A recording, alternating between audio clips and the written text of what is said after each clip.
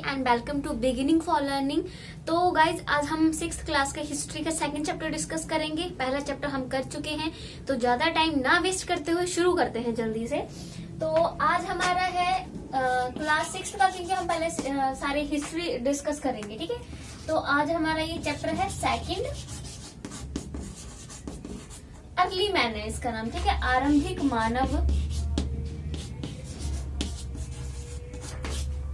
मानव या early man.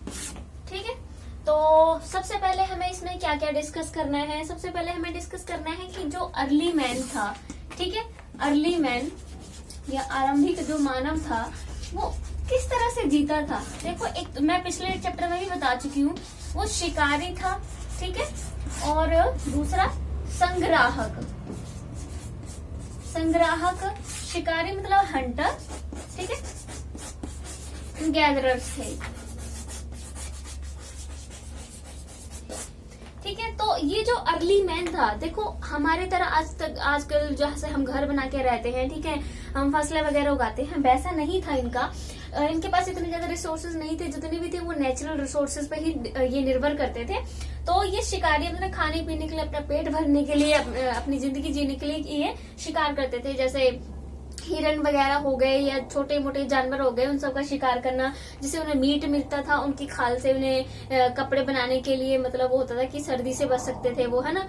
तो इस तरह से मीट भी मिल रहा था उन्हें, खाल से कुछ चीजें बना रहे थे, पैरों में पहनने के लिए भी कुछ बना सकते थे, तो वहां से भी काफी कुछ उन्हें मिलता था। गैदरर्स में थे, या फिर वो चीजें इकट्ठी करते रहते थे, जैसे पेड़ों की छाल वगैरह हो गए, पत्ते, फ्रूट्स वगैरह, है ना, ये सब चीजें जमा करते रहते थे, ताकि मतलब ये था कि अपना जीवन भी चला सके, देन आगे वाली लाइफ के लिए थोड़ा बहुत इकट्ठा करके रखते थे वो कुछ दिनों के लिए। तो उनका ये था कि चीजें इकट्ठी करना या फिर शिकार करना, इस तरह ही वो अपना जीवन जो है वो यापन करते थे। ठीक है, तो और अगर मैं बात करूं तो औजार भी होते हैं। अगर जानवरों का शिकार वगैरह करना है तो कुछ ना कुछ तो चाहिए, तो वो कुछ औजार बनाते थे। तो औजार की बात मैं करूं तो देखो, उस टाइम ऐसे लोहा वगैरह ये सब तो नहीं था, है ना, उस सब की खोज नहीं हुई थी, नहीं की थी अर्ली मैन ने उस सब की खोज। तो हथियार, जो औजार थे जिससे वो जो अपना काम करते थे, वो किस तरह के बनाते थे। देखो, एक तो वो लकड़ी के होते थे, यानी वुड के बने होते थे। ठीक है, हड्डियों के, बोन्स, जो जानवर का शिकार करते थे वो तो हड्डियों के भी वो क्या करते थे, औजार बना लेते थे। ठीक है, फिर दूसरा हो गया पत्थर, जो कि पत्थर से तो बहुत ही फेमस था कि पत्थर से तो वो अपने औजार बनाते ही थे, स्टोन। ठीक है, मतलब तो ये था कि देखो औजार से क्या क्या करते थे वो। औजार से देखो शिकार करते थे, मांस काटना, जानवरों की खाल काटना, फ्रूट्स वगैरह काट लेना, जानवरों से अपनी रक्षा के लिए ऐसे हथियार वगैरह बना लेना। ठीक है, तो ये सब औजार से वो किया करते थे। तो औजार में क्या था, देखो जहां वो औजार बनाया करते थे, ठीक है, उसको कहते थे उद्योग स्थल। ठीक है, आपको इसमें पूछा जाएगा बुक में, उद्योग स्थल क्या होता है। उद्योग स्थल वो होते थे जहां पर वो औजार बनाते थे। ठीक है, मतलब औजार, जो भी हथियार वो बनाते थे, वहां पर उसे कहा जाता था उद्योग स्थल। ठीक है, जहां औजार बनाए जाते थे। और एक होता था, मैं ये लिखती हूँ, 1 मिनट, आवासीय उद्योग स्थल। ठीक है, आवासीय, एक तो होते थे उद्योग स्थल। ठीक है, उद्योग स्थल क्या होते थे, जहां पर वो सिर्फ अपने हथियार वगैरह, औजार वगैरह बनाते थे, और वहां से बना के अपने जहां वो रहते थे वहां ले जाया करते थे। लेकिन एक होते थे आवासीय उद्योग स्थल। आवासीय उद्योग स्थल, आवासीय उद्योग स्थल क्या होते थे, आवासीय उद्योग स्थल वो होते थे जहां पर वो लोग रहते भी थे और वही हथियार औजार वगैरह बनाते थे, तब उसे आवासीय उद्योग स्थल कहा जाता था।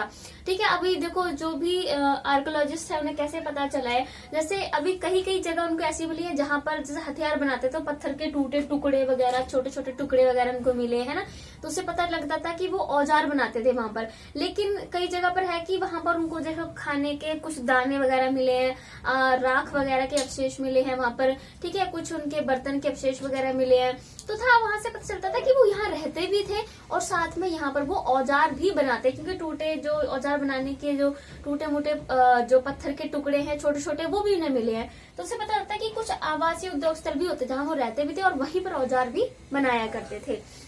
ठीक है। तो अब ये है कि रहते कहाँ थे, ये रहने का इनका था गुफाओं में रहते थे, केव्स। ठीक है, केव्स में रहा करते थे। जैसे अगर मैं बात करूं तो कुछ नेचुरल प्राकृतिक गुफाएं मिली हैं। ठीक है, जैसे कहाँ पर मिली है, विंध्य पहाड़ियां और दक्कन के जो पठार है ना, वहां पर नेचुरल केव्स यानी प्राकृतिक गुफाएं जो है वहां मिली है। कहाँ आपको याद रखना है, ये पूछा जा सकता है कि नेचुरल केव्स कहाँ पर मिली है, विंध्य प्लस दक्कन पठार। ठीक है, विंध्य जो पहाड़ियां मैंने बताया जो कि मध्य भारत में है, वहां पर नेचुरल केव प्राकृतिक गुफाएं मिली है। और दक्कन के पठार जो है वहां पर भी कुछ प्राकृतिक गुफाएं जो है वो मिली है। बाकी है कि ये जो अर्ली मैन थे इन्होंने आग जलाना भी सीख लिया था। ठीक है, आग जलाना सीख लिया था। हमें इसके कुछ साक्ष्य मिलते हैं। कैसे, जैसे कुरनूल गुफाएं हैं,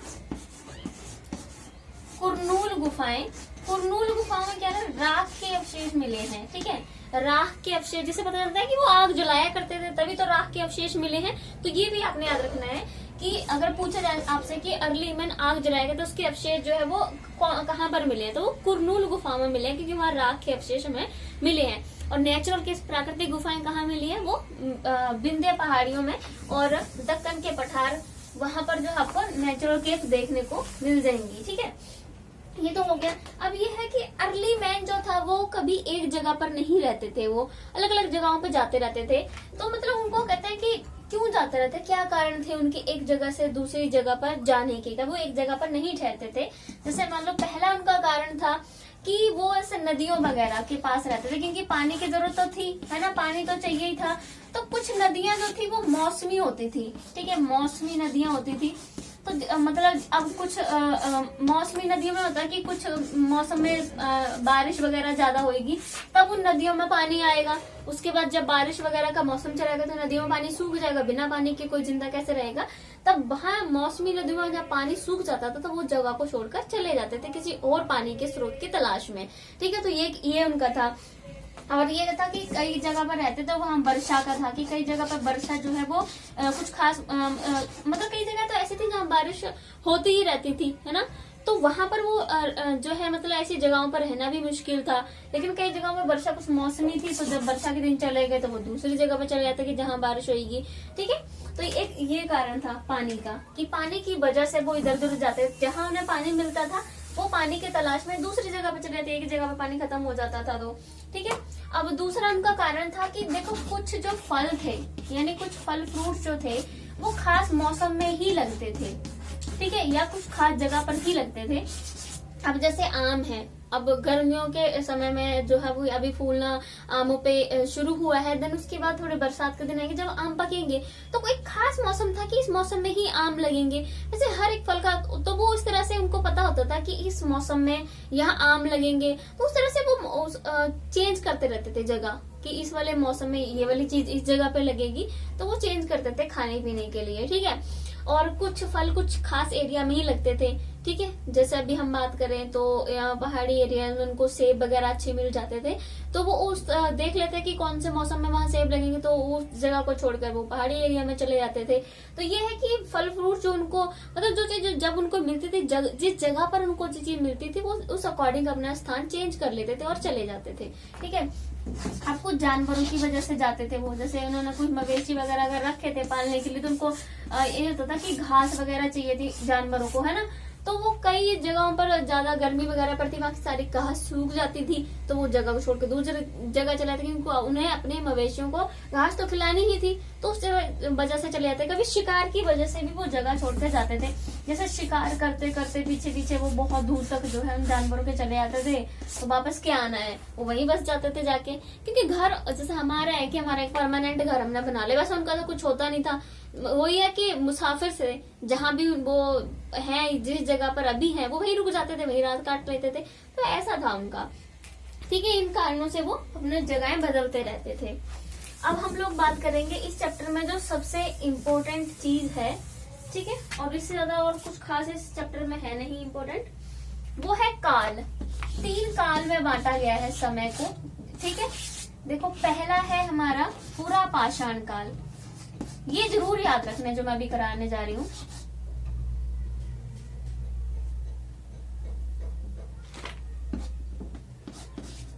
पूरा पाषाण काल, मध्य पाषाण काल और नव पाषाण काल। ठीक है, पूरा पाषाण काल को कहते हैं पैलियोलिथिक,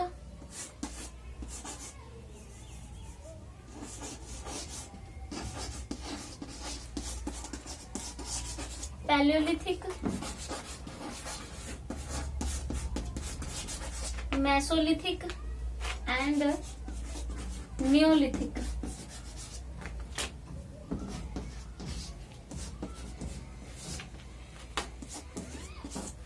ठीक है, ये 3 काल के बारे में अभी हम लोग डिटेल में डिस्कस करेंगे और यहाँ से क्वेश्चन आते हैं जरूर, ये बहुत ही इंपॉर्टेंट है। ठीक है, जो भी हमारा सारा समय है उसको 3 भागों में विभाजित कर दिया गया है। पूरा पाषाण काल यानी पैलियोलिथिक, फिर मध्य पाषाण काल आता है मेसोलिथिक, देन नव पाषाण काल आता है हमारा, ठीक है, जो है नियोलिथिक। तो जो पूरा पाषाण काल है वो कितने से कितने समय तक रहा, समय जरूर याद रखना है अपने। ये है 20 लाख से, इसका समय है 20 लाख से 12,000। ठीक है, इसका समय काल है 20 लाख से 12,000। पूरा पाषाण काल जो रहा है 20 लाख से 12,000 वर्ष तक का, ये इसका समय है पूरा पाषाण काल का। मध्य पाषाण काल का समय क्या है, इसका समय है 12,000 से 10,000। ठीक है, 12,000 से 10,000 वर्ष, ये है मध्य पाषाण काल का समय। ठीक है, और नव पाषाण का जो समय है वो है 10,000 से अब तक। ठीक है, अब तक जो चल रहा है वो 10,000 से अब तक हम इसे कह सकते हैं। ठीक है, तो जो पूरा पाषाण काल है वो 20 लाख से 12,000 तक का है। मध्य पाषाण काल जो है यानी मेसोलिथिक वो 12,000 से 10,000 तक का है, और नव पाषाण काल जो है वो 10,000 से अब तक का सारा काल माना जाता है। ठीक है, तो ये तो हो गए कालखंड। अब पूरा पाषाण काल के बारे में हम लोग बात करेंगे पहले। ठीक है, पूरा पाषाण काल के बारे में क्या क्या जो आपको मेन बातें याद रखनी है।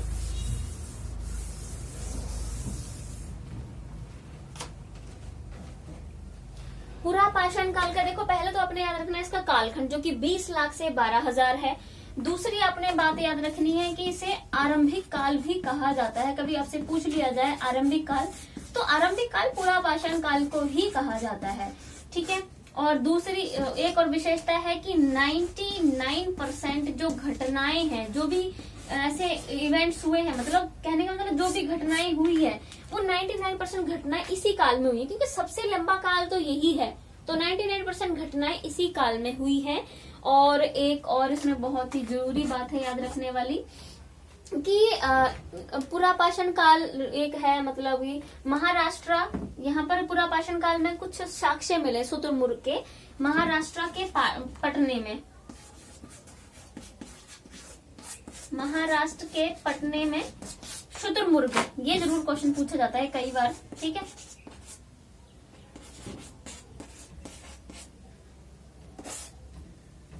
शुतुरमुर्ग के मतलब अंडे के जो छिलके मिले ना, छिलके पर मतलब छिलके पर ऐसे कुछ चित्रकारी वगैरह की हुई है। ठीक है, ये आपने याद रखना है। अगर आपसे पूछ लिया जाए कि शुतुरमुर्ग का मतलब, ये पहली बार तो है कि पूरा पाषाण काल की बात हो रही है, ये आपने काल याद रखना है कि शुतुरमुर्ग के जो अंडे के छिलके पर जो कलाकारी मिली है वो पूरा पाषाण काल में मिली। और कहाँ पर मिला हमें वो शुतुरमुर्ग के अंडे के छिलके, महाराष्ट्र के पटने में मिले हैं, ये आपने याद रखना है। ठीक है, महाराष्ट्र के पटने में ये चीज जो है वो मिली है। ठीक है, तो ये तो हो गया हमारा इसके बारे में। और हमने एक और जो बात इसमें याद रखनी है वो है कि इस समय के इसमें जो औजार हुआ करते थे वो बहुत ही बड़े आकार के होते थे। ठीक है, ये याद रखना है, बड़े औजार हुआ करते थे। ठीक है, क्योंकि बहुत ज्यादा बारीकी से इनको बनाना, उस इतनी खास टेक्निक नहीं आई थी, तो उनको बड़े औजार बड़े बड़े ही बना लेते थे वो, बस काम चलाने के लिए। ठीक है, और पूरा पाषाण काल को 3 भागों में बांटा गया है, अब वो भी याद रख सकते हैं। एक है सबसे पहले आता है अपर, देन दूसरे नंबर पे आता है जो हमारा अपर के बाद हमारे पास दूसरे नंबर पे, हिंदी में भी हम इसको भी कर लेते हैं मिडिल, जैसे आरंभिक। अपर को हम कह देंगे यहाँ पर आरंभिक,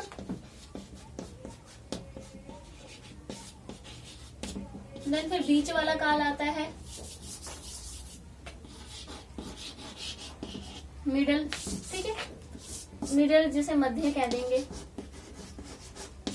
और तीसरे नंबर पे आता है उत्तरकाल, जिसे लोअर कहते हैं,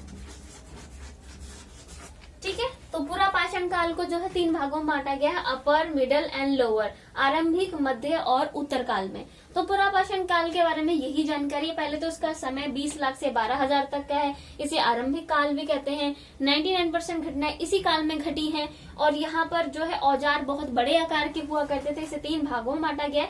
और सबसे बड़ा शुतुरमुर्ग के जो छिलके मिले हैं यहाँ पर, अंडे के छिलके, तो वो यहाँ पूरा पाषाण काल में ही मिले हैं। अब हम लोग करेंगे मेसोलिथिक, यानी जो हमारा मध्यकाल आता है उसके बारे में बात करेंगे। ये तो हो गया हमारा पूरा पाषाण काल। अब हम लोग मध्यकाल यानी मेसोलिथिक।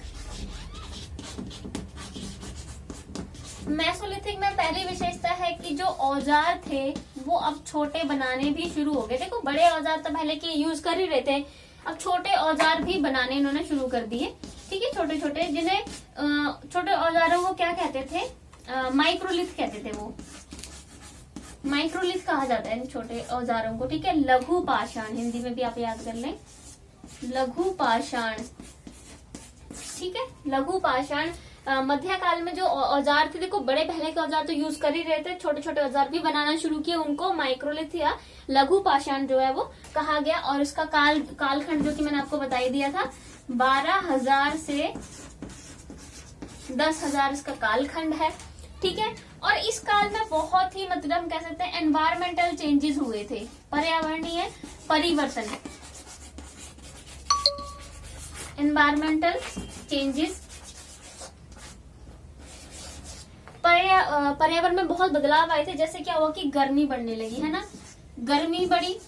अभी गर्मी बढ़ने से बर्फ पिघलने लगी, ठीक है, बर्फ पिघली, देन उसके बाद घास वगैरह उगने लगी, देन घास को खाने के लिए जानवर आने लगे, ठीक है, जानवर। देन जानवरों को जो है वो मनुष्य ने क्या किया, उनको देखो एक तो शिकार किया और उनको पालना भी शुरू किया, ठीक है। तो इस तरह के एनवायरमेंट चेंजेस जो है वो मध्यकाल में ही आए कि गर्मी बहुत ज्यादा बढ़ने लगी, फिर बर्फ पिघली, बर्फ पिघलेगी तो पानी बनेगा, पानी होएगा तो घास वगैरह तो उगेगी, उसको खाने के लिए जानवर वगैरह आने लगे, फिर जानवरों को मारने के लिए मनुष्य भी आ गया कि शिकार करना, पालन करना, ये सब जो है वो इस वाले काल में घटित होते हैं। मतलब जो एनवायरमेंटल चेंजेस आते हैं वो हमारे इसी काल में आते हैं, ठीक है। अब हम लोग बात करेंगे हमारा जो नवपाषाण काल है उसके बारे में, जो कि हमारा आज का आखिरी टॉपिक तो नहीं है, 2 छोटे छोटे बातें और हैं इसमें रह गई हैं, ठीक है। अब हम लोग बात करेंगे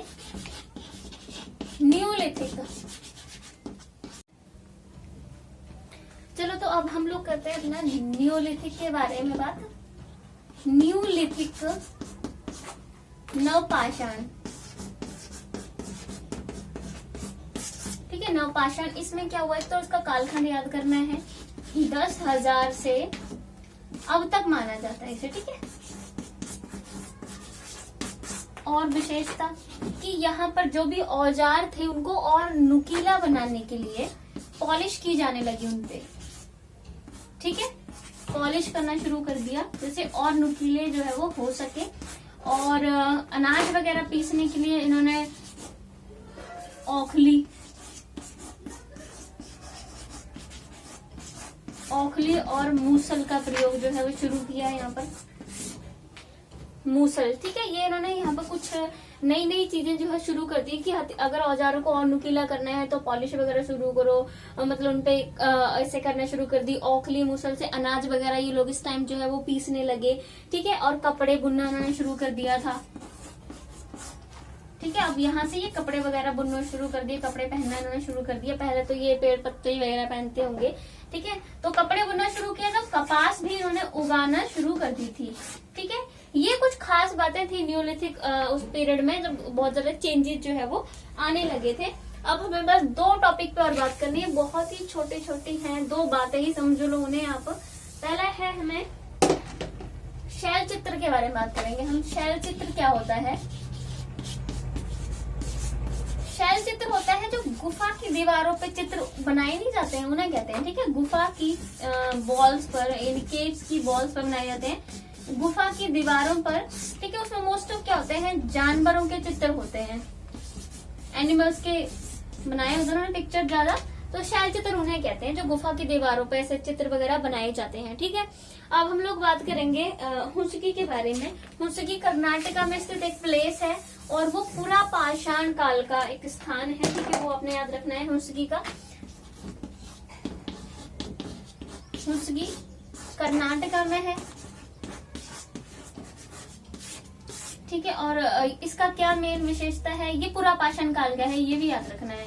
पूरा स्थल कहाँ का है, ये पूरा पाषाण काल का है, ठीक है।